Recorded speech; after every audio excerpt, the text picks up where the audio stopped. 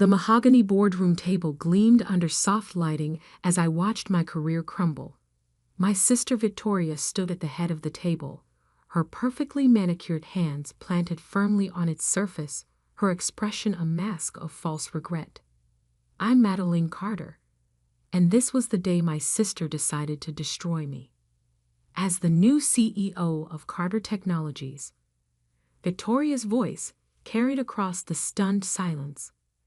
My first action must be to address the inefficiencies in our leadership team. Her eyes locked onto mine, cold and calculating. Madeline, your performance as Chief Innovation Officer has been consistently disappointing. I sat perfectly still, my face betraying nothing as 2 decades of memory flashed through my mind. Dad building Carter Technologies from nothing, teaching us both the business from the ground up, making us promise to always protect his legacy together. Dad had been gone just 3 months, and already Victoria was breaking that promise. The numbers don't lie, she continued, clicking through her presentation. Your R&D department has failed to produce any significant breakthroughs in the past year. Our competitors are leaving us behind. What Victoria conveniently failed to mention was that I'd spent that year developing something revolutionary, something that could transform Carter Technologies from a mid-sized tech company into an industry leader. But the prototype was still in my private lab, waiting for the perfect moment to unveil it. A moment that would never come now. Therefore, Victoria straightened her designer blazer, effective immediately. Madeline Carter is terminated from her position at Carter Technologies. The board members shifted uncomfortably. Some had known me since I was a child, had watched me grow up in these halls, but none spoke up. Victoria had spent months consolidating her power, replacing key members with her own allies.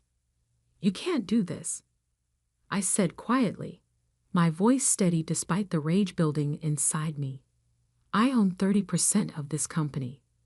Victoria's smile turned predatory.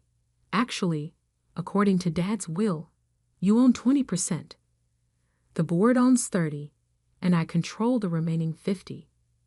The vote has already been taken. She slid a document across the table. The board has agreed to buy out your shares at current market value. I glanced at the number. It was insultingly low. Victoria had been deliberately tanking our stock price for months, all part of her plan. And if I refuse, then we'll freeze you out. No vote, no influence, no salary. You'll be nothing but a silent partner watching from the sidelines. She shrugged elegantly. Take the money, Maddie. It's more than you deserve.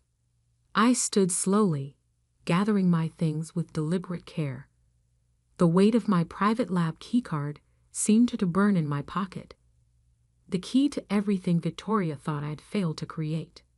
You know what's funny, Victoria? I said, pausing at the door. Dad always said you were the smart one, the ruthless one, the one who would do anything to win. He was right, she smirked. No, I smiled, thinking of the prototype waiting in my lab, of the patents filed under my private holding company, of the plans I'd made for exactly this scenario. He wasn't. I walked out of Carter Technologies for the last time, my heels clicking against marble floors that had once felt like home. Security followed, making sure I didn't take anything but my personal belongings. They needn't have bothered. Everything important was already gone. In my car, I pulled out my phone and made a call I'd hoped I'd never have to make.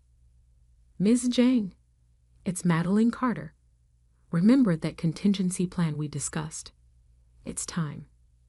Jessica Jang, the most ruthless venture capitalist in Silicon Valley, had been waiting for this call. Excellent. I'll have the paperwork ready in an hour. Your prototype performs as promised. I smiled, thinking of the revolutionary AI system I'd spent the past year perfecting. The one Victoria thought didn't exist. better than promised. And Victoria just made it available for the highest bidder. She fired you. Yes, and severely undervalued my shares. Jessica's laugh was sharp and appreciative. Perfect. That makes the hostile takeover much easier. Are you ready to play hardball, Madeline? I looked back at the Carter Technologies building, where Victoria was probably already redecorating my office. More than ready. Victoria wants to talk about disappointing performance. Let's show her what disappointment really looks like. That night, in my penthouse apartment, I reviewed the documents Jessica had sent over. The plan was elegant in its simplicity. My private company, Phoenix Innovations, would partner with Zhang Ventures to launch a competing product. Then, using the market chaos that would ensue, we'd start quietly buying up Carter Technologies stock. Victoria thought she'd won by forcing me to sell my shares at a discount. She had no idea she just made her biggest mistake. My phone buzzed. A text from our mother. How could you let this happen? Victoria was just trying to protect the company. I didn't bother responding. Mom had always favored Victoria, excusing her ruthless behavior as good business sense, while criticizing my more innovative approach. Instead, I opened my laptop and began typing an email to Carter Technologies' biggest clients. They deserved to know that the company's most innovative products, the ones they'd been eagerly awaiting, were about to come from a different source. Victoria wanted a war. Fine. But she was about to learn that sometimes the quietest soldier is the most dangerous. And I had been very, very quiet. My prototype sat in its secure case, ready to revolutionize the tech industry. Victoria thought she'd stripped me of everything. She didn't realize she'd actually set me free. In 3 months, I would walk back into that boardroom. But this time, I wouldn't be the one getting fired. This time, I would own everything. The next 3 months transformed everything. While Victoria was busy redecorating my old office at Carter Technologies, I was building her worst nightmare. My new headquarters occupied the top floor of a gleaming skyscraper across town. Floor-to-ceiling windows offered a perfect view of Carter Technologies' building, a constant reminder of what I was fighting for. The prototype testing is complete, Dr. Marcus Chen, my lead engineer, announced as he entered my office. It's exceeding all benchmarks. Zhang Ventures is impressed. I smiled, reviewing the data on my tablet. The AI system I developed would revolutionize how companies handle data processing. It was exactly what our biggest clients had been begging for, and exactly what Victoria thought I'd failed to create. What's the word from Carter Technologies? I asked, though I already knew. I had sources everywhere now. Marcus grinned. Chaos. Their stock dropped another 15% this morning. Clients are jumping ship left and right. Victoria's trying to fast-track a competing product, but all their best engineers now work for us. I finished. I'd made sure to hire them within days of my departure, offering better pay and creative freedom. My phone buzzed. A text from my mother. Victoria's struggling. The board is asking questions. Please stop whatever you're doing. I deleted it without responding. Victoria had made her choice 3 months ago. Now she could live with the consequences. Jessica Zhang strode into my office, her sharp suit and sharper smile indicating good news. We just acquired another 5% of Carter Technologies through our shell companies. That puts us at 18% total. I nodded, pulling up the ownership breakdown on my screen. Victoria still thinks she's untouchable with her 50% stake. She hasn't noticed the ground shifting under her feet. Speaking of shifting, Jessica settled into a chair. Your old friend, James Morrison from the board, reached out. He's ready to flip his voting shares to our side. Apparently, Victoria's latest temper tantrum in the boardroom was the last straw. I remembered James. He'd been one of my father's closest friends and had never approved of Victoria's hostile management style. His 10% stake would be crucial. Perfect timing, I said. The product launch is scheduled for next week. Once we announce Phoenix Innovations' new AI system, Carter Technologies' stock will plummet. Jessica finished, her smile predatory. And we'll be ready to buy. The product launch was everything we planned for. I stood on stage at the tech industry's biggest conference, presenting the AI system that would change everything. In the audience, I spotted several Carter Technologies board members, their expressions growing increasingly panicked as they realized what they'd lost. Victoria sat in the front row, her face a mask of fury as she watched me unveil the innovation she'd claimed I couldn't create.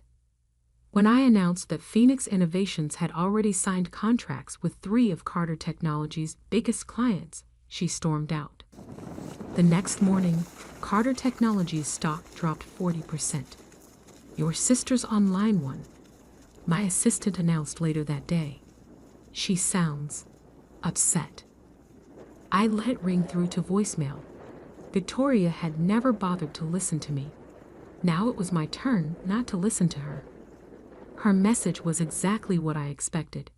Threats, accusations, demands to know how I'd stolen her clients. She still didn't understand that she'd driven them away herself, with her focus on short-term profits over innovation.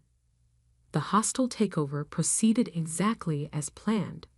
As Carter Technologies' stock price fell, our shell companies kept buying. Board members, seeing the writing on the wall, began selling their shares, conveniently to buyers we controlled. Victoria fought back, of course. She tried to rush out competing products, but without the innovative talent she'd driven away, they were pale imitations. She attempted to sue me for patent infringement, but all my innovations were legally protected under Phoenix Innovations. She even tried to turn our parents against me. Not that she needed to. They'd always taken her side. But this time, it didn't matter. I wasn't the quiet, accommodating sister anymore. 2 weeks before the final board meeting, I received an unexpected visitor.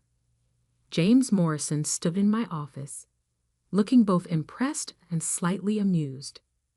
"Your father would be proud," he said, looking around at what I'd built. "He always said you were the real innovator. Victoria just couldn't see it." I raised an eyebrow. "Is that why you're here? To tell me Dad would approve?" He shook his head. "I'm here to warn you. Victoria knows she's losing control. She's planning something desperate for the board meeting." "Let her try," I said calmly. "Everything's already in motion." James studied me for a moment. "You know, she always thought you were the weak one, the quiet one who would never fight back." I smiled, thinking of all the quiet moments I'd spent planning this very outcome. That was her first mistake. The night before the board meeting, I stood in my office looking across at the Carter Technologies building. Tomorrow, everything would change. My phone buzzed with a final text from Victoria. "Whatever you're planning, it won't work. This is my company." I didn't bother responding. Instead, I opened my laptop and reviewed the final numbers one last time. Through our various shell companies and allied board members, we now controlled 49% of Carter Technologies. Victoria still thought her 50% stake made her invincible. She didn't know about the final piece of the puzzle, the 2% of shares Dad had left in a trust, with very specific instructions about how they could be voted, instructions that would be revealed tomorrow. As I gathered my things to leave, I caught my reflection in the window. I looked different now, Stronger, sharper, more like the CEO I'd become. Victoria had tried to erase me from our father's legacy. Instead, she'd given me the push I needed to build my own. Tomorrow, I would walk into that boardroom not as the sister she betrayed, but as the woman who now controlled her fate. And this time, there would be no false regret, no fake sympathy.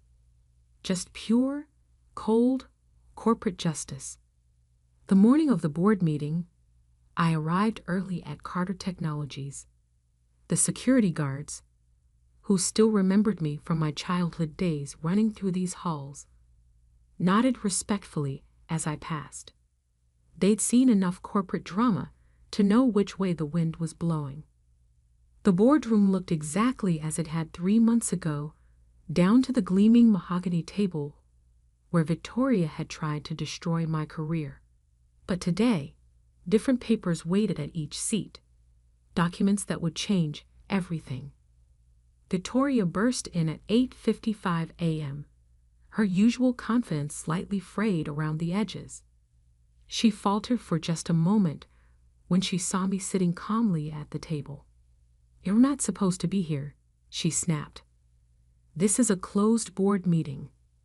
Actually, James Morrison spoke up from his seat. Ms. Carter was officially invited. As the CEO of Phoenix Innovations, she has some rather important business to discuss. Victoria's eyes narrowed as she took in the room. Several of her most reliable board allies were conspicuously absent, replaced by faces she didn't recognize, representatives from our shell companies. "What's going on?" she demanded, her voice rising. "Where's Theodore and Patricia?" "They sold their shares," I said softly, "along with most of your other allies. Check your phone, Victoria. The SEC filings went public this morning." She grabbed her phone, her face paling as she scrolled through the notifications. This is impossible. I control 50%. 50% isn't enough when the rest of the board votes as a block. Jessica Zhang stood in the doorway, her presence making Victoria step back involuntarily. "And your leadership has been, shall we say, less than inspiring lately." Victoria spun to face me, realization dawning. You've been buying up shares through shell companies. That's why the stock price kept falling. You were manipulating the market."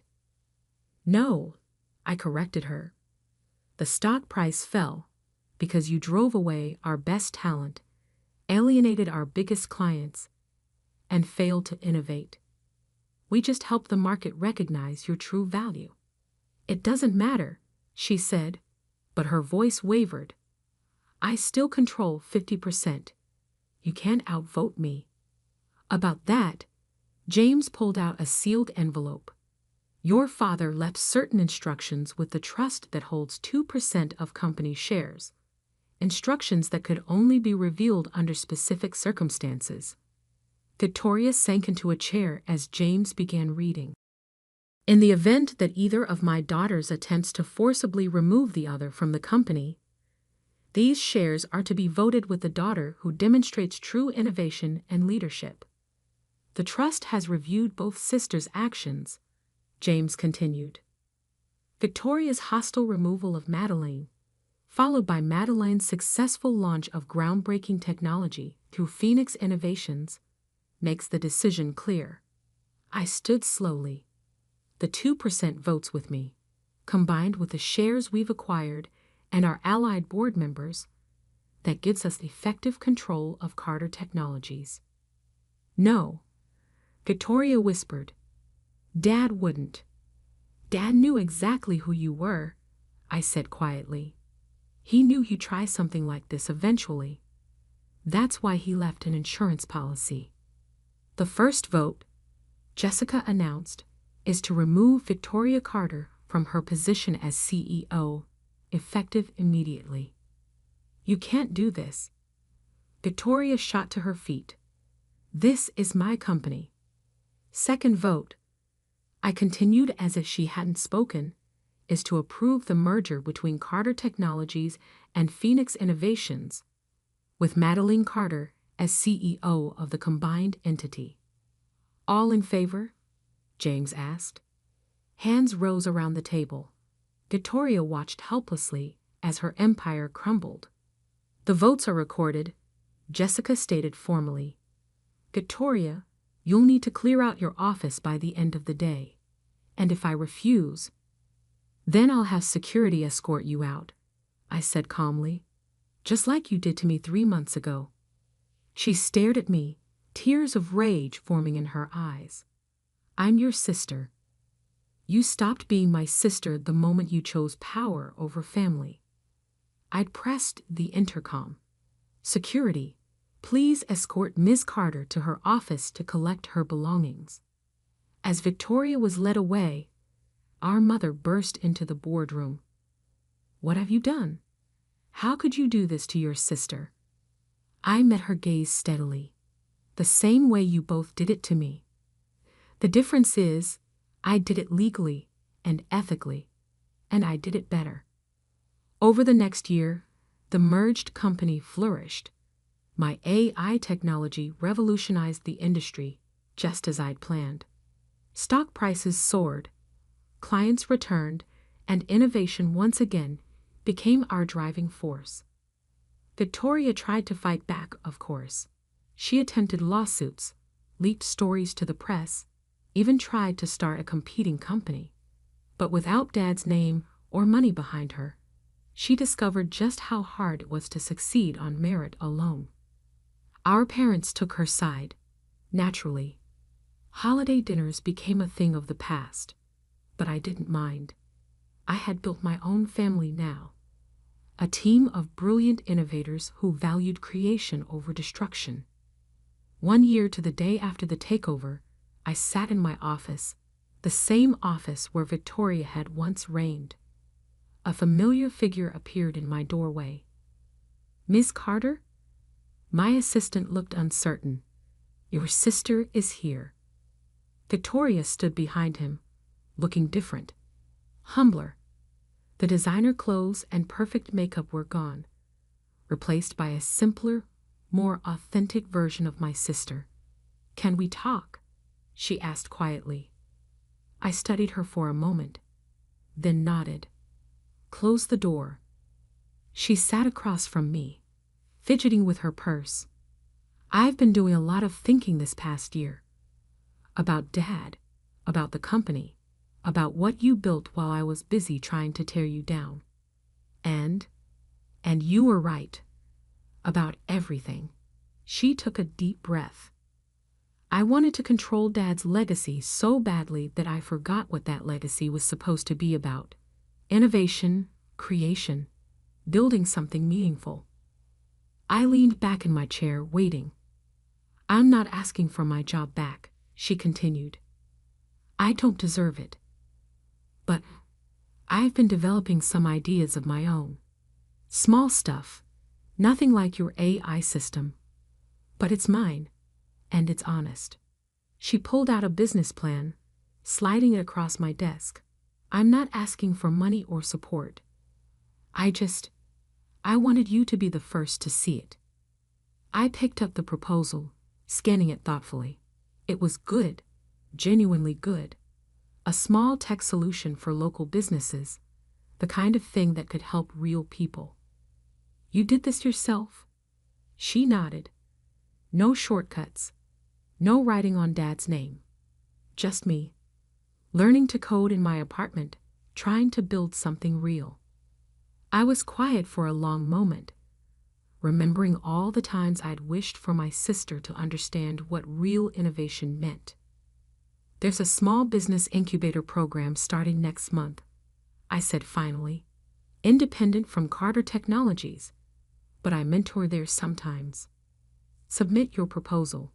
If it's accepted, you'll get seed funding and guidance. Really? Hope flickered in her eyes. On one condition. I held up a finger. You earn it. No special treatment. No family connections. Just your idea and your work ethic."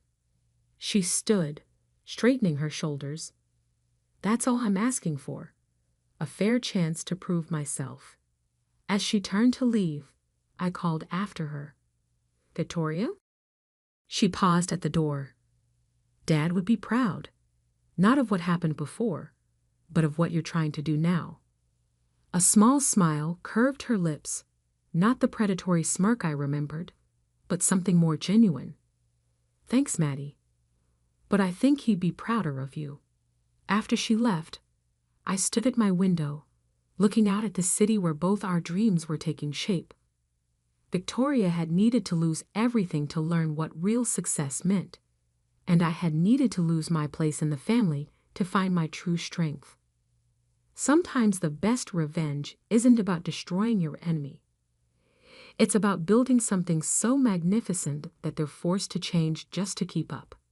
And sometimes, if you're lucky, that change creates something better than revenge. It creates understanding. As for me, I kept Dad's old nameplate on my desk, right next to my own. A reminder that legacies aren't inherited. They're built, one innovation at a time. And I was just getting started. I really want some chocolate cake, but I'm stuck in bed feeling awful. Suddenly, my mother-in-law Grace starts yelling at me to get her a cake right now. I couldn't take it anymore and snapped at her. I told her to get her own cake because I only have a month left to live. My name is Olivia, and I'm 28 years old. I met my husband David through a friend, and we got married after dating for 3 years. We don't have kids yet, but we're enjoying our time together. David's family owns a small factory with about 30 workers. They're doing pretty well in their area. The company was started by David's late dad and has grown thanks to everyone's hard work. Now David's sister, Sophia, is in charge of the company. She's not married, but she's really good at running the business. David thinks she got her skills from Mom because they both have great communication abilities. Sophia is really nice and easy to talk to, even when we first met. Sophia, my sister-in-law, greeted me warmly, calling me cute and expressing her happiness to have me as a sister. As someone who only had brothers, it felt nice to gain a sister. However, despite this pleasant start, there's a problem with my mother-in-law. Our company has coffee breaks at 10 o'clock a.m. and 3 o'clock p.m. Times I dread. Here's why. Whenever I'm asked to get Mom's coffee, it instantly ruins my mood. Our family home is next to the factory, and after my father-in-law passed away, my mother-in-law chose to retire and stay home. She seems to look forward to these coffee breaks, always saying, "I've been waiting for you, Olivia." I wanted to talk to Sophia once, but she gave me a disappointed look. Naturally, she wasn't in a good mood, and before leaving with a forced smile, she said, "Hey, I have something to say to you. So sit here," and then she complains to me until the break is over. She often comments about why we haven't had kids yet, saying it's not something we can control. If I stay quiet, she gets even more irritated. Why such a gloomy face? I wonder why David chose someone like you. Plus, even your parents, who knows how long you'll live. The sooner the better, she said that with a sigh. Hearing her talk like that, especially about my parents, really hurts. And there's a reason for that. When David and I decided to get married and met his family, this happened. "What, you don't have parents?" My mother-in-law looked shocked when I told her. "It's not like I never had parents. My mom passed away from cancer when I was 10, and my dad died of a heart attack when I was 20. My memories of my mom are fuzzy, but my dad raised my brother and me all by himself. I deeply regret that he passed away before I could repay his kindness. When people hear about my situation, they usually look at me with pity and say, 'You must have had a hard time.' But my mother-in-law reacted differently. 'So you might not live long either, huh?' She actually said that while I was stunned by her response. It was so rude and insensitive. My husband David told me that despite my shock, my mother-in-law kept complaining, insisting it was an important issue. Should I rethink this marriage? Just as I was considering that, Sophia, who had been quiet until then, suddenly slammed her hand on the table and said, "What are you talking about?" She said it so quietly that everyone in the room froze. Then my mother-in-law said, "Right, Sophia, you agree with me, don't you?" That's what she said. Sophia's response was icy. "What?" I told Mom, "David chose Olivia himself, and she's wonderful. Why can't you support that? She said this to my mother-in-law with a cold stare. My mother-in-law, who adored her daughter, seemed shocked by Sophia's words. After that, she stopped making mean comments except when we were alone. Even during the coffee breaks, she looked disappointed when I brought her coffee instead of Sophia. Luckily, David and I rented a room near his family home, so I only had to endure her complaints during those 10-minute coffee breaks. I'm relieved we don't live together. But my peace was suddenly shattered that year. A record-breaking hurricane brought a lot of misfortune my way. Olivia, something terrible has happened. I'd never heard David sound so panicked. I hurried to the living room and found it in chaos. What's going on? Our ceiling was leaking badly because of the hurricane. It wasn't just our room, the owner told us it was happening in other rooms too. It seemed impossible to fix while staying there, so we needed to find somewhere else to live. Sophia suggested cheerfully, "Why worry? Just stay with us. Your commute will be 30 seconds. She said this innocently, so we ended up staying with David's family for a while. Welcome home, David. It must have been tough, but Mom is happy we can live together again. My mother-in-law greeted us warmly, but David mostly ignored her, acting like a rebellious teenager. Then she said, "Oh, Olivia, you're here too. I didn't notice because you're so quiet. Smile more." My husband looked frustrated, and all I could do was force a smile, knowing we'd be staying there for a while. After moving in, I noticed something odd. The first time was during dinner on our first night. Wanting to show my appreciation, I cooked bread, soup, and steak. It wasn't fancy, but my mother-in-law and sister-in-law said it was delicious and finished it all. I felt genuinely relieved. After a while, my mother-in-law suddenly stood up and brought a container from the fridge, humming a tune. She opened it and piled a ton of its contents onto her steak. Mom, you're still eating that stuff." My husband, sitting next to me, looked disgusted. Sophia, my sister-in-law, rolled her eyes and said she won't stop no matter how many times I tell her. "I've given up." Then she burst into laughter. At first, I couldn't tell what was on top of the steak, but upon closer inspection, I realized it was jam. While it's not uncommon to have sweet sauces on meat, adding jam to a seasoned steak seemed bizarre. When you eat something salty, you crave something sweet, right? "That's why," she said, looking quite pleased with herself. Honestly, it gave me heartburn just watching her. For the record, I'm not a fan of sweet sauces on meat. "Come on, Olivia, why don't you try it? It's delicious," my mother-in-law said, turning to me. For the first time, I didn't want to eat it, but I forced a smile. Apparently, that wasn't the reaction she was hoping for. "I'm recommending it for a reason. You might live longer if you follow my example." With that parting shot, she retreated to her room, leaving me speechless. My husband and sister-in-law apologized, saying, Sorry, Mom's at it again with her nonsense." Apparently, my mother-in-law has a serious sweet tooth and doesn't feel her day is complete without eating cake. Surprisingly, her annual health checkups always come back normal. Come to think of it, she's always eating cake during our 3:00 p.m. coffee breaks. I remembered that I like cake too, but having it every day would be boring. Plus, what about blood sugar levels? I've always been careful about my health, especially since my parents had short lifespans. So my mother-in-law's jam steak was quite surprising. Wait till Sophia buy cake every day. Caught off guard, Sophia admitted, "Yeah, she makes me go buy it. She says it's embarrassing for her to do it herself." Thanks to that, I've become good friends with all the local cake shops, Sophia said, laughing. My husband, David, chimed in, "Sophia, this isn't a laughing matter.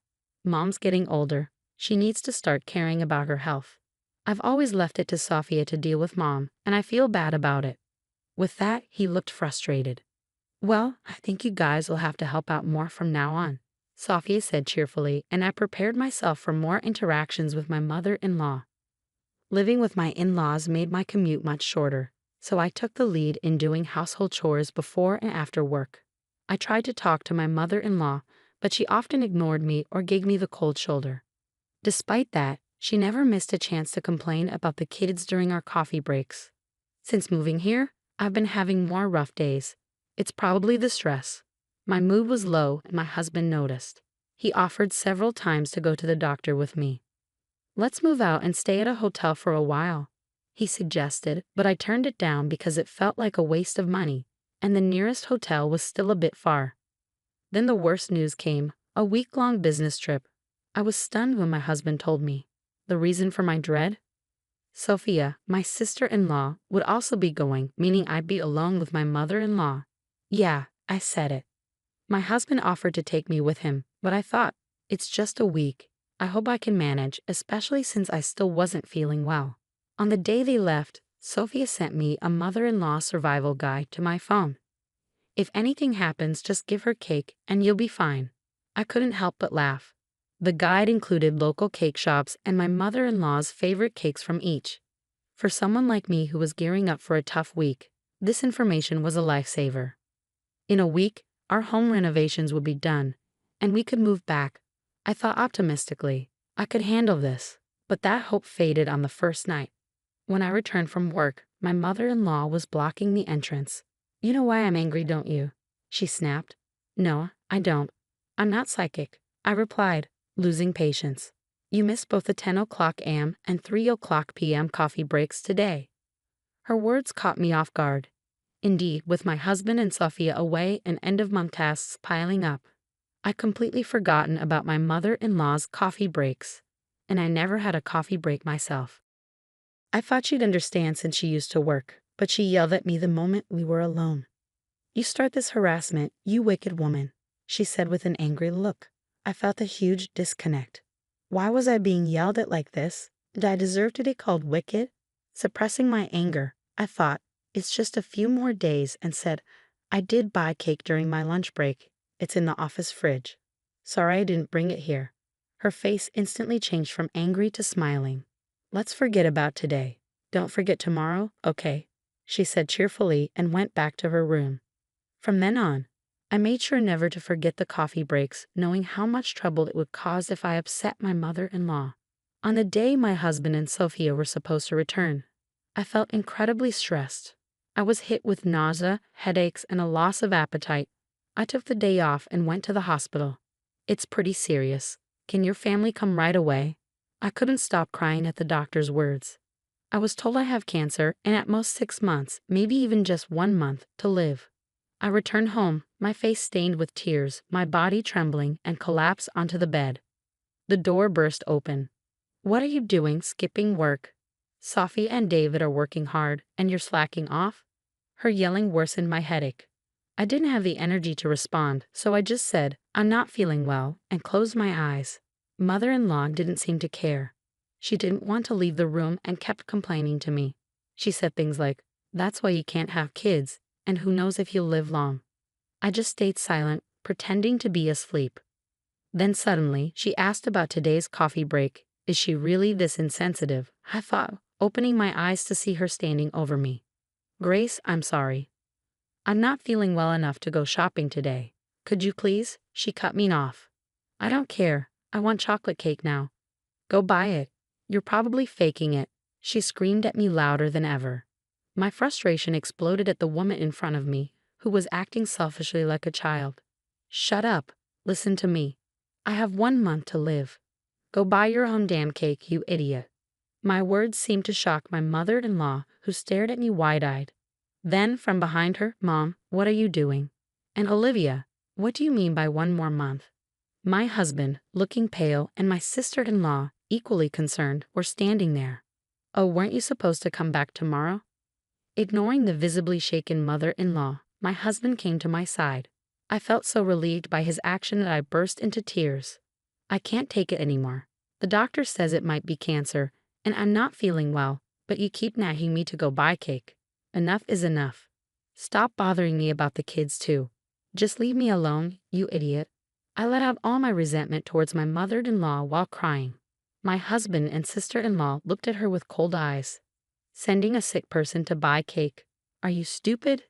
Sophia, who's usually all smiles, had a face I'd never seen before, a terrifying one.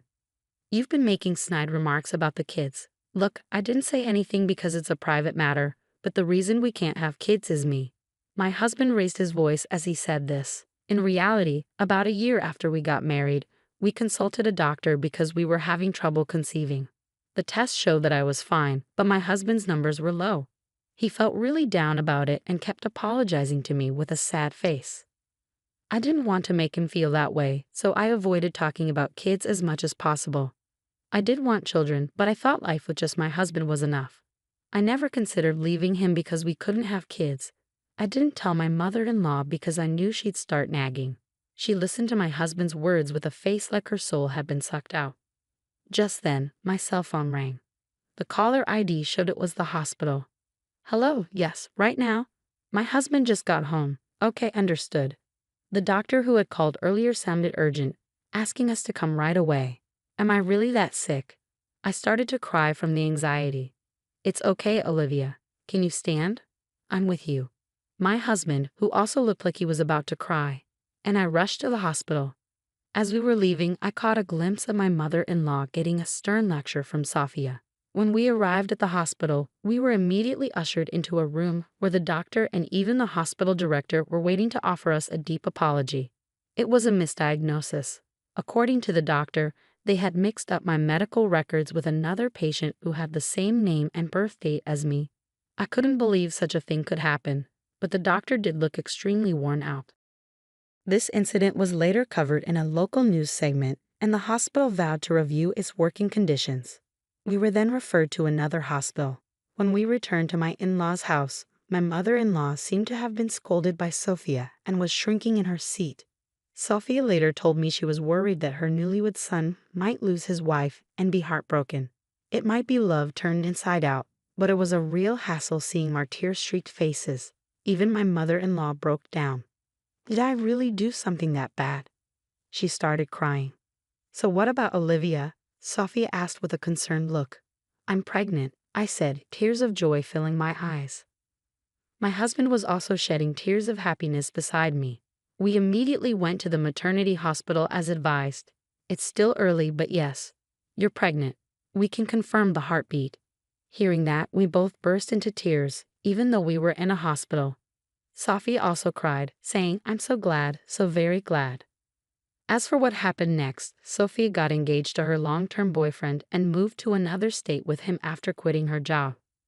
We had heard about this beforehand, so it wasn't a surprise. My husband, who was taking over as the new CEO, seemed to have his hands full with client visits. The business trip, by the way, was for that reason.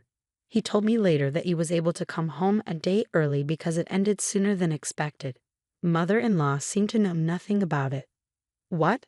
Getting married, quitting her job, and moving to another state. She was shocked.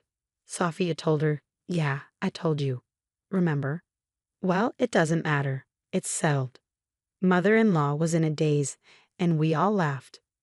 We returned home to find our leaky roof repaired and our room looking brand new. We cheered in delight. Things remained awkward with mother-in-law. My husband was angrier than I was and said he never wanted to see her again. But mother-in-law started showing up occasionally during our coffee breaks, holding not cake but small snacks like biscuits. She had stopped the daily cakes and jam steaks, apparently trying to be more health-conscious now that she knew a grandchild was on the way. Employees who had worked there since my father-in-law was CEO seemed happy to see mother-in-law. So I realized she wasn't inherently a bad person. Our conversations gradually increased, and she stopped complaining. When our daughter Emma was born, mother-in-law transformed. She started doing things like buying diapers and leaving side dishes for dinner, saying, feel free to eat. You're always working so hard. Even when she knew I was home, she'd send a message and leave without ringing the doorbell.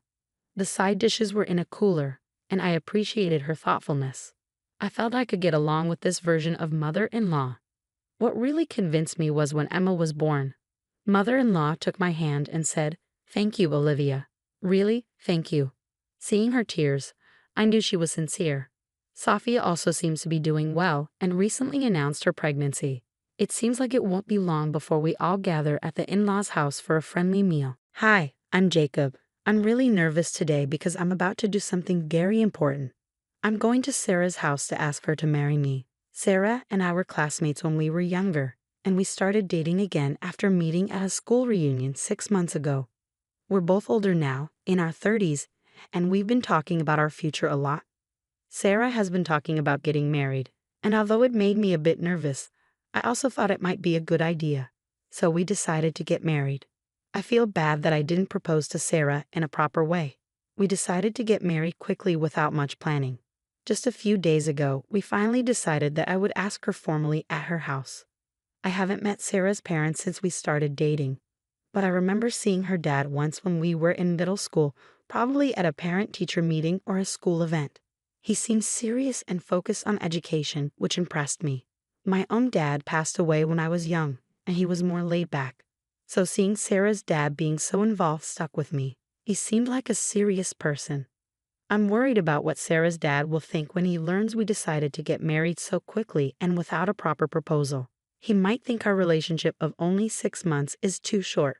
The more I think about it, the more nervous I get. I had a hard time sleeping last night, and this morning I struggled to eat breakfast. My mom noticed and looked concerned.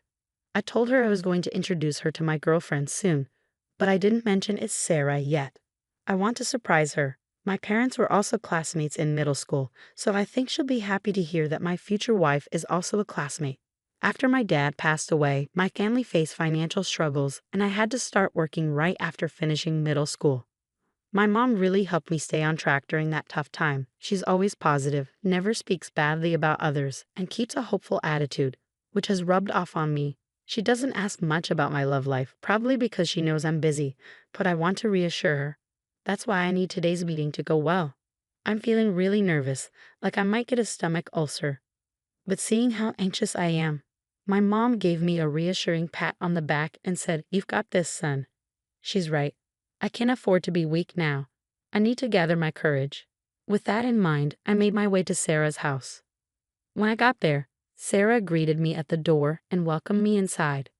"Come on in, my parents are waiting," Sarah said, which made me feel really nervous. When I stepped into the living room, Sarah's parents were sitting on the couch, smiling at me. "We're glad you're here. We've been waiting," they said warmly, and suddenly I felt a wave of relief wash over me. It wasn't as intimidating as I had feared. They seemed friendly and welcoming, and I started to think this meeting might turn out okay. After introducing myself, Sarah's mom brought out some tea. "Thank you," I said gratefully. "I didn't know you went to middle school with Sarah," I exclaimed, surprised. "Were you ever in the same class as her?" she inquired. I explained that we hadn't shared a class, but Sarah had approached me at the school reunion. "Oh, I understand. But I should remember you if you were a top student, even from a different class," she pondered, resting her hand on her cheek, looking puzzled. Before I could respond, Sarah interjected with a laugh. "Jacob wasn't exactly a star student, was he? Always pretty average, right?" I wish Sarah hadn't been so blunt, but it was too late. I glanced at Sarah's mom and saw her looking at me with an unreadable expression. Sarah's comment changed the mood in the room. What was once a pleasant atmosphere turned heavy and silent. After an awkward pause, Sarah's dad spoke up. "Which college did you attend?" "I never went to college. In fact, I didn't even finish high school. I had started working right after middle school." I was planning to be honest about my past when suddenly, a cup of tea flew towards me before I could finish my sentence. At the same time, there was a shout. "Don't lie to me. Sarah told me you were a CEO, but you're just a dropout who's been working since middle school. How can I trust someone like you to run a company? You're just riding on the startup trend and you'll fail soon, mark my words." Sarah's dad glared at me, shocked. He grabbed my collar and demanded, "What's your real motive? Are you trying to take advantage of me because I'm an executive at a big company?" I tried desperately to explain, but he wouldn't listen. "I can't trust someone who didn't finish high school." "You don't belong here. Get out," he yelled, pushing me away and throwing a teacup at me. I couldn't even clear up the misunderstanding or calm him down. He kicked me and I fell to the ground. Sarah and her mom just watched, not intervening. Then everything went black. He flipped the dining table and I tried to dodge, but it hit my foot. The pain was intense and I couldn't help but groan. "Stop overreacting. It can't hurt that much," Sarah's dad scoffed. Even Sarah joined in, saying, "You're so weak for a man. This is pathetic." I knew I had to get out of there. Despite the pain in my foot, I managed to leave Sarah's house. When I got home, my mom, who had been eagerly waiting for me, rushed out to greet me. Seeing her, I felt so relieved that I passed out. "Jacob, thank goodness you're awake." My mom's worried face greeted me as I opened my eyes, tears welling up in her eyes. As I came to, memories of what happened at Sarah's house flooded back.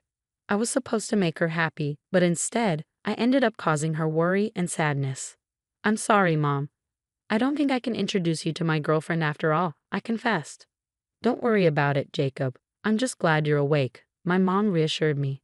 I was really surprised when you collapsed in front of me. You slept for a full day due to the shock. According to the doctor, it seems like you broke a bone in your toe. You'll be discharged from a hospital soon, but it'll take about a month to heal. They also found bruises all over your body. Prompted by my mom's encouragement, I began to recount what had happened that day. As soon as I mentioned Sarah's last name, I noticed a change in my mom's expression. Johnson, you don't mean. Her face turned pale. It dawned on me that when I was in junior high, Sarah's dad had criticized my mom, saying that having a single parent's child around was a bad influence on his daughter. My dad wasn't around during my junior high years, and my mom, who was working hard every day, could only attend school events once in those 3 years. She was hurt deeply by what Sarah's dad said to her on that occasion. She never spoke about it or showed any signs of being affected by it. But now, seeing my mom's frustrated expression, saying, I can't believe the person who said such a thing hurt my son, my anger surged. It wasn't just about him looking down on me for only finishing junior high, but he had also hurt my mom in the past. At that moment, I resolved to confront them, father and daughter. The next day, I made my way to Sarah's house again. I had let her know beforehand, but Sarah didn't seem to feel guilty about what happened. Instead, she blamed me for the lack of communication during the day I was unconscious. That's just how she was. It made me feel pathetic to think that the person I planned to marry could act like that. But at the same time, I realized it was a good thing to find out before getting married. When I arrived at Sarah's house, both her parents were waiting outside. Daring to come back here? Don't you dare set foot in this house again. Sarah's dad was already being aggressive. He didn't even acknowledge that I was on crutches with a cast on my left foot. I have no intention of coming back inside. I've decided to file a complaint, so I came to inform you today, I declared. My words seemed to catch them off guard, and they exchanged looks before bursting into laughter. Wait, you're serious about filing a complaint? You weren't seriously hurt. It's ridiculous to sue your fiancé's dad, Sarah argued. I informed her that the engagement was off. I thought they might be surprised or upset when I mentioned the complaint and the breakup, but they didn't seem to care. Don't give up just because the meeting didn't go well. If you apologize, Jacob, I'll ask my dad to give you another chance, Sarah said arrogantly. Why should I apologize? I felt my anger rising, and I said firmly, I have nothing to apologize for. I'm serious about both ending the engagement and filing the complaint. Then Sarah, trying to play the tragic hero, said, my father could easily squash something like a police report. He could even make this broken engagement disappear if it happened now. I couldn't believe her audacity. How dare she act so superior? Then even Sarah's dad joined in, saying, Sarah, we're better off without a man like this. Go ahead, file a police report if you want. I doubt you have enough evidence for it to mean anything anyway, he sneered, laughing mockingly. Like father, like daughter. That phrase suddenly felt very fitting. Are you sure about that? I decided to disrupt their laughter. You have no proof that I did anything, so the police can't do anything. You thought I'd back down if you mentioned a police report, didn't you, fool? You should know better than to think that would scare me, I said, hands on hips. Sarah's father laughed confidently. That's when I decided to reveal the reality of the situation. Actually, that's the evidence. Apparently not understanding what I meant, the three of them just stared at me in disbelief. I pulled out my phone and played a recording. I had been recording everything since before I arrived. I needed evidence that my injuries were caused by them. No matter how high up they were in a big corporation, they couldn't escape an assault charge when the evidence was clear. Instead of apologizing, Sarah's father started yelling at me. How dare you? Go ahead, file your report. There's no way I'm letting you marry Sarah. Sarah's mom, who had been quiet until now, began to panic. We can still forgive him if we do it now, right, honey? She pleaded. No need. As I said earlier, the engagement is off and I will file a report. I don't want to marry someone who doesn't care when their fiancé is injured and who joins their parents in making fun of me, I declared. When I said that, Sarah, who had been looking down on me until just now, started to panic. You're lying, Jacob. You said you wanted to marry me, you liar. Sarah's dad then erupted, "You low-educated punk. I'll never forgive you," and lunged at me. His punch caught me off guard, knocking me to the ground. Sarah's mom desperately tried to stop her husband from continuing to attack me while I was down. "Honey, this is bad. We don't know who might be watching," she pleaded, but Sarah's dad didn't stop. "You're just a figurehead CEO. You used that to lure Sarah, and now you're going to sue me. I'll sue you for fraud. Then I'll have to cancel our $5 million order with your company," he threatened. I had been contemplating it for a while, and I had made up my mind. I was going to corner this man as much as possible. "What are you talking about, $5 million? There's no way you can make a deal like that." Sarah's father scoffed, getting off me and calling me an idiot. It was time to show him reality. I called my mother. "What are you going to achieve by calling your mother?" Sarah told me mockingly, "You only have one parent. How sad that you only have your mother to help you in times like this. It really does make a difference not having a father, huh?" Sarah's father, unaware of what was coming, continued to look down on me.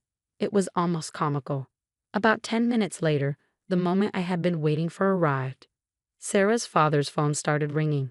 He said it was from his company and answered the call. At first he spoke confidently, but his speech gradually became sluggish, and his face turned pale. As soon as he ended the call, he glared at me. "What the hell have you done?" he demanded. "I did exactly what I said earlier. I canceled the order. I didn't want to do business with a company that looks down on people for their education level or family background," I explained calmly. Sarah's father still seemed skeptical. "There's no way someone with your low education level could do that. Do you have connections or something?" he scoffed, continuing to belittle me for my limited education. I lost all interest in continuing the conversation. "Believe what you want. Goodbye," I said and turned to leave. "Wait a minute." Sarah's father tried to chase after me, shouting, but he was stopped by Sarah and her mother, demanding, "What's this about $5 million? What was that phone call about?" He was stuck. It was true that I only finished middle school, and it could be said that I just caught the startup wave. But with the money I saved with my mother, I started a successful business that traded with major companies. Now I had my mother, who was the vice president of my company, contact Sarah's father's company. I didn't want to mix personal matters with work, but I had reached my limit. When I got home and saw my mother's usual cheerful face, I felt guilty for bringing my personal matters into it.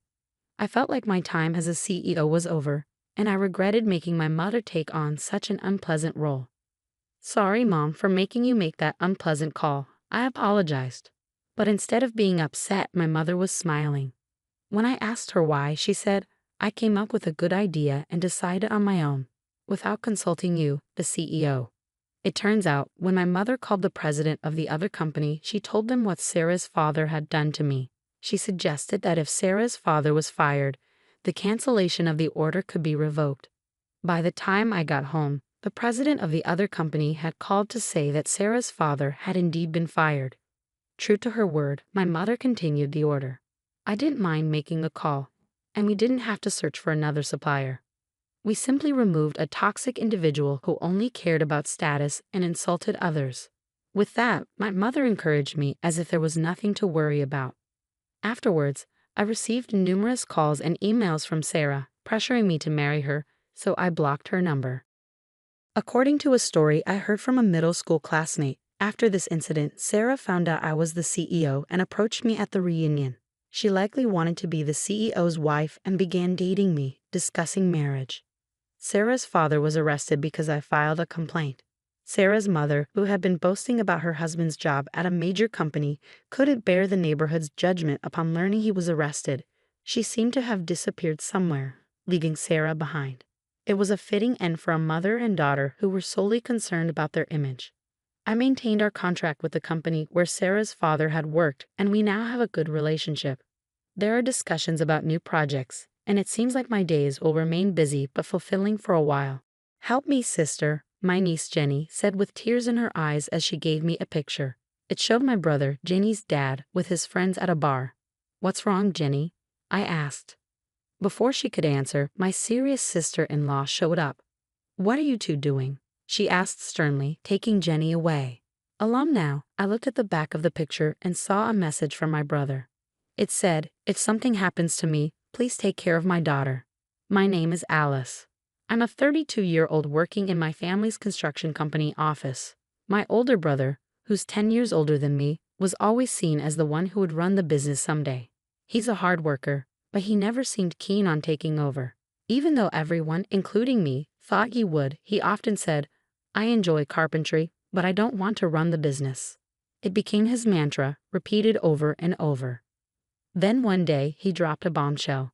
'I found someone I want to marry,' he announced, introducing us to Maggie. She was lively and quickly became part of our family even though she didn't live with us. 'I'm getting married and moving out,' he declared. 'But what about the business?' I asked. 'You know you're expected to take over, right?' He sighed, patting my head gently. 'I don't want to cause you any trouble with Dad. We don't see eye to eye,' he explained. True to his word, he married soon after and moved out. But he always stayed in touch, chatting with me about everyday stuff. Guess what? Maggie made a delicious dinner tonight. She's a dietitian, so she keeps an eye on my high blood pressure, he'd say. I'd tease him, saying, 'You never get tired of bragging about her, do you?' But seeing him happy was all that mattered to me. A few years after my brother got married, his daughter Jenny was born. After that, we started seeing them more often.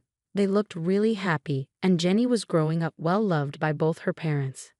When Jenny turned 10, there were talks in the family about patching things up with my brother. We hoped we could laugh together like we used to, but that hope didn't come true. One day while I was at work, I got a rare call from my sister-in-law. It wasn't unusual to hear from my brother, but it was strange to hear from her. Worried, I answered the phone right away. "Hey, sister-in-law." "Oh, Alice, what's going on? It's not often I hear from you. Calm down and listen. Your brother Jake had an accident at work. He fell from scaffolding because of the rain." The news hit me hard. I felt like time stopped. I called our parents, who were also at work, and we rushed to the hospital in the pouring rain. When we entered the hospital room, my brother looked so pale. Seeing him like that made the reality of the phone call sink in, and I collapsed to the floor. "Bro," I managed to say weakly, surprised by how feeble my voice sounded, and sadness washed over me.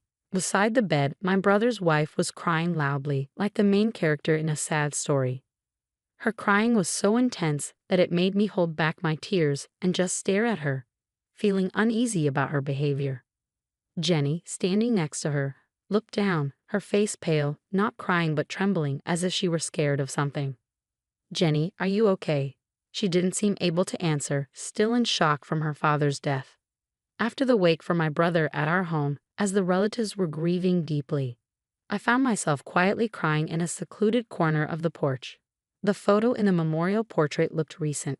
My brother seemed a bit tired, but peaceful. I wondered if he had been happy. As I pondered this, I thought of Jenny.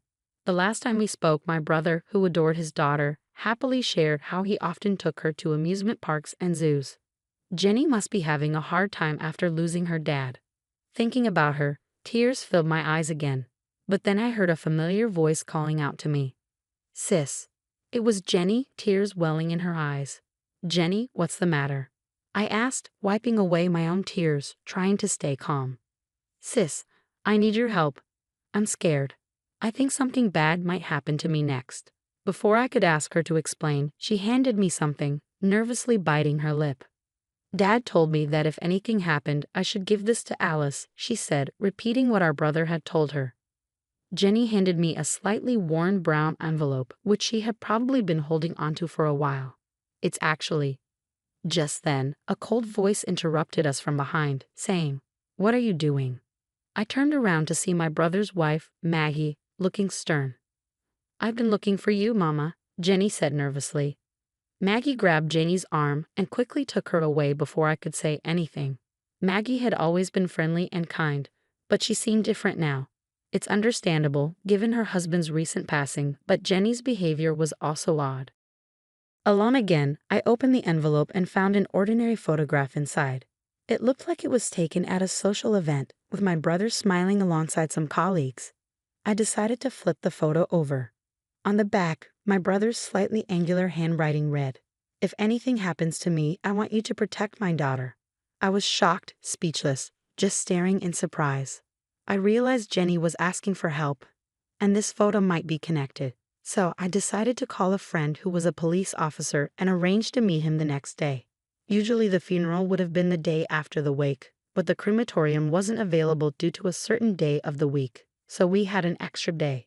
This gave me time to dig deeper into my brother's death. The next morning, when I got to our meeting spot, he was already there, waiting for me.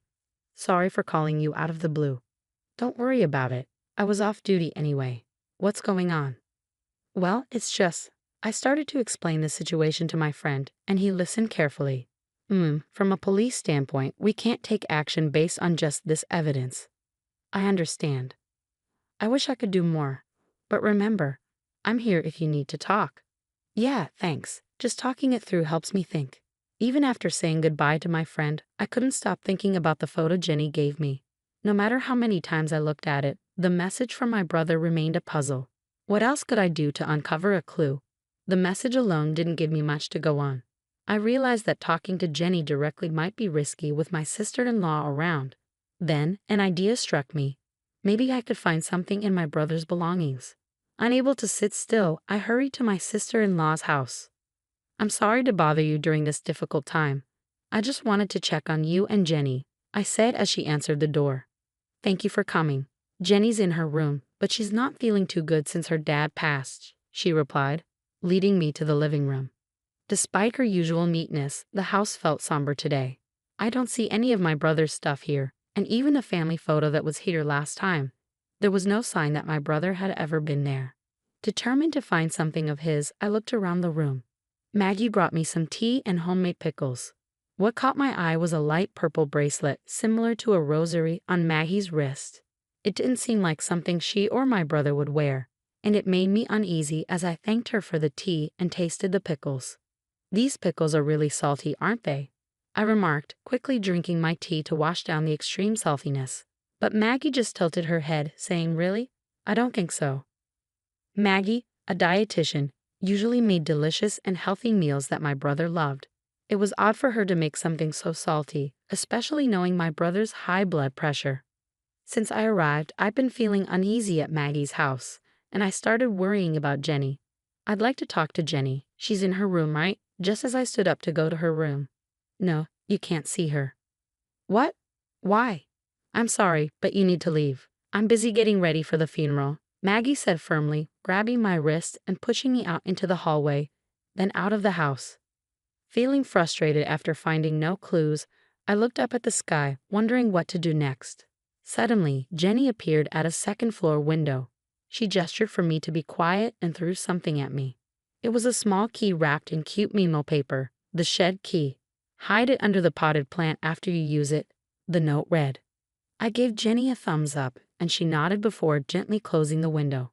To avoid my sister-in-law, I went to the backyard and used the key to open the shed. Inside, I found my brother's belongings, including a diary. Jake had been diligent about recording his daily life in a diary since he lived at home. As I read through it, I couldn't believe what I found.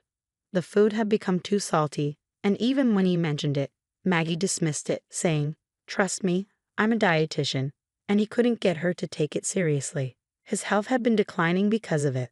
Plus, he explained why he left that photo. The next day, a crowd gathered at the funeral, including relatives and Jake's colleagues. When Maggie took the microphone to speak, I stood up and interrupted her. I need to say something, I announced. Alice, what's going on?